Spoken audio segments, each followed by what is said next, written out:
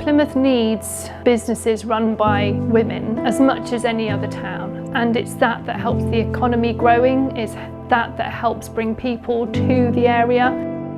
We aren't just an old demographic here, we've got a real cross-section of ages. We're getting more multicultural for sure since the last 20 years that I've lived here.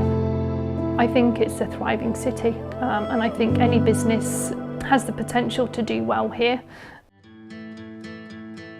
My mum is a textile teacher, so as long as I can remember I've been doing crafts. Lots of different types. So I also taught textiles, but unfortunately it's not popular or trendy subject in schools. I started in the food industry and then I had my daughter, so I went on maternity leave, and trying to find a job that fitted around, I needed to start using my brain again. So I started a business called Ballyco. Every letter was the initial of somebody in our family.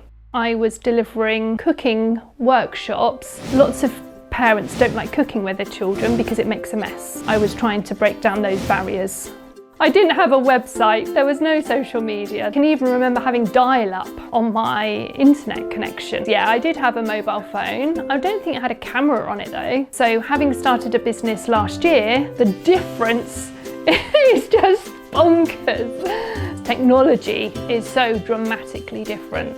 How you advertise, how attracting clients and people to attend workshops, even business structure and opportunities is very, very different. So yeah, a little bit scary, but because I like a challenge, I didn't find it too scary.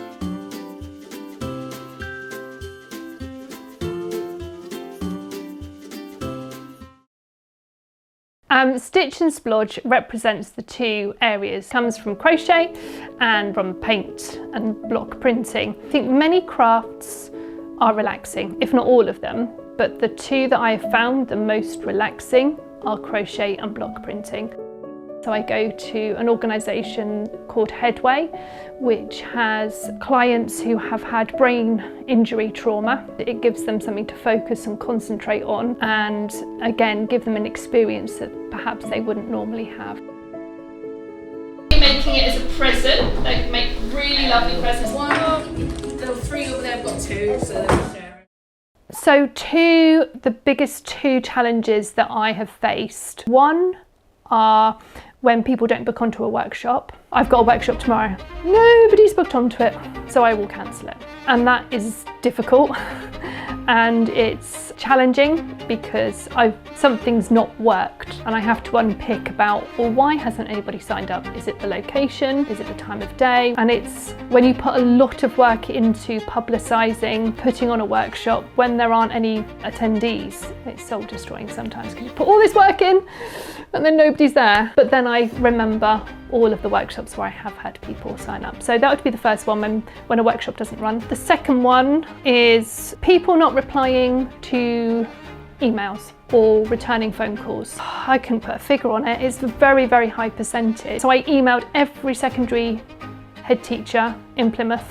Not one head teacher got back to me. Non-responses I really struggle with. And not many people talk about that because everybody wants to be seen as being successful. It's a bit like social media. We put all the good stuff up. That can be quite challenging when you see everybody else as being very successful and very busy. I suspect they're also going through those challenges. They're just also not sharing it. I want Stitch and Splodge to grow. I want to run workshops. Therefore, you're going to keep hearing from me. I'm going to make a nuisance of myself.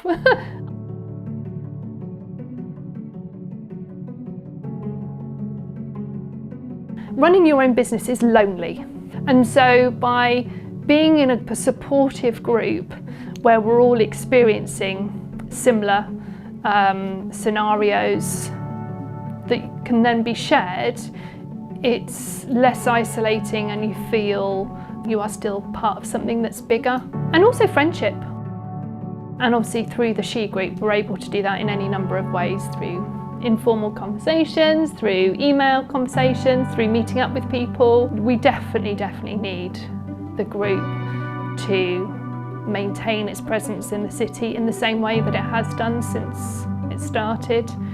It's invaluable. I am proud in what I have achieved generally over the last year. I'm not somebody that gives up very easily. I left my job and 4 weeks later I was no longer working for anybody. It was a huge risk. I'm proud that I have return customers coming back to me. I'm proud that I'm now a National Trust supplier, so I'm part of their kind of supply team, which is really brilliant. I've had a lady ask me today to run workshops at her venue, and that's a huge thing for me because normally I'm phoning up, please can you let me run a workshop at your premises, wherever it might be. So for me to be asked is really rewarding and a really kind of proud moment, I guess. I guess the ability to keep going, that determination hasn't waned, and I don't think it's going to. Yeah, I'm proud that I just keep going, that I enjoy what I do. So I want people to come to my workshop to enjoy themselves, to spend time with people that they love, their parents, best friends, whoever, and to learn something new and to allow themselves some self-time that they can disconnect but learn something new, and it will just be really super friendly and really calm and lovely.